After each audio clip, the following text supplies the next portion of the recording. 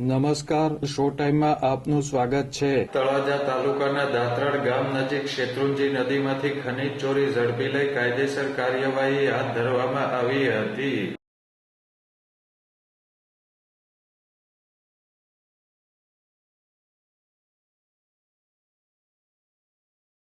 ભાવનગર ખાણ અને ખનીજ વિભાગની ટીમે બાતમીના આધારે શેત્રુંજી નદીમાંથી રેતીની ચોરી કરતા લોકોને ઝડપી લીધા હતા. ખાણ અને ખનીજ વિભાગે ડ્રોન કેમેરાની મદદથી નદીમાંથી રેતીની ચોરીનો પર્દાફાશ કર્યો હતો.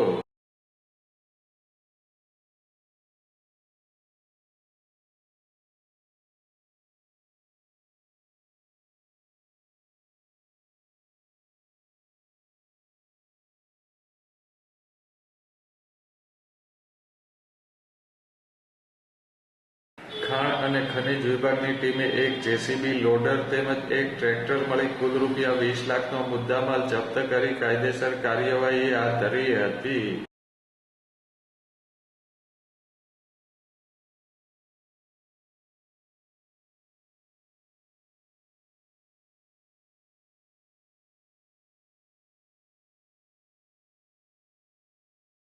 ખનીજ ચોરી મામલે ખાતાકીય કાર્યવાહી બાદ પોલીસ ફરિયાદ નોંધાવાશે તેમ ભૂસ્તર શાસ્ત્રીએ જણાવ્યું હતું.